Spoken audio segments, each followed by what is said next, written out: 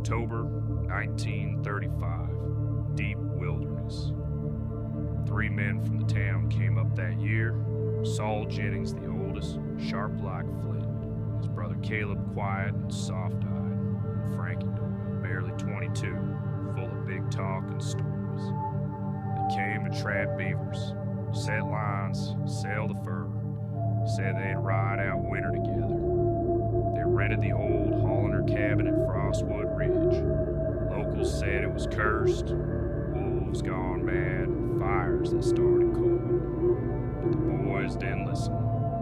Men like that laugh at old tales till the woods stopped laughing back.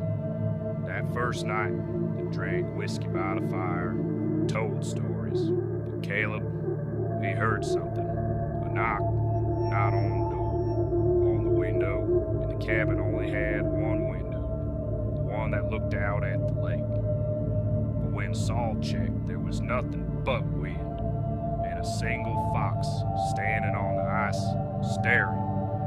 By Christmas, no one had heard from them, not a letter, not a telegram sent down from the ranger station.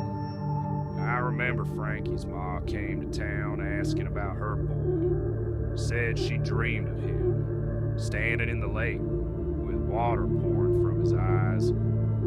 So the sheriff rode up there in January. He never came back. When I went up there myself, come March, I found the cabin open, fire long dead, table still set, 3 bowls of stew all molten, chairs knocked over, one of them stained with blood.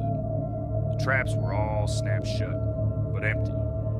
Foxes, 5 of them kept in a cage, gone. All that was left was a hammer, soaked dark.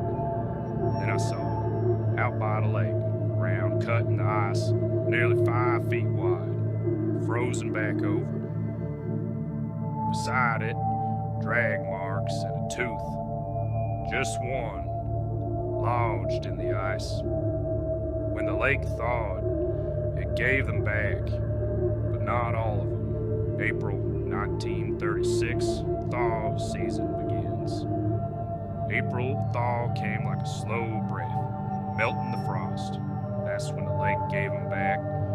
3 bodies floated up to the surface, tangled in reeds, frozen white, mouths open in silent screams. But something was wrong. Saul's face was peeled clean off. Caleb had a hole in the side of his head, clean as a chisel. Frankie's chest was crushed in, as if something huge had stepped on him. But their eyes were still open, wide, like they'd seen something terrible right before the end. The coroner came from 3 towns over. He said the wounds weren't made by bullets, too clean, too surgical. He said it looked like someone or something knew exactly how to take a man apart. But Caleb's body had something else. His throat was stuffed with pine needles, and inside his stomach was lake water and a dead fox skull. Old man Briggs, the trapper who lived a mile off, came into town raving. Said he saw a thing crawling on the lake one night. Long arms, no face, walked like it was broken. But fast. He said it stopped at his window and listened. Just stood there, head tilted, listening. Weeks later, I went back up to the cabin. I found Caleb's diary under a loose floorboard. Last entry said, "It's not the cold, it's the lake. It whispers now. At night, I hear it under the floor. Frankie says he sees Father in the wood. But Father died in Kansas. Saul keeps drawing circles. He won't stop. They say Frostwood Lake ain't fed by no stream, that it's older than the maps. Some geologists say it's volcanic. Others say it ain't on any charts at all. Locals call it the Mirror Mouth, a place where voices echo, not just your own. Some say the boys didn't drown. They were taken.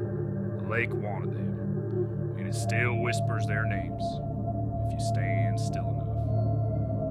I never should have gone back up there. I still hear them, scratching at the cabin walls in my dreams. If you ever go near Frostwood Ridge, don't stop.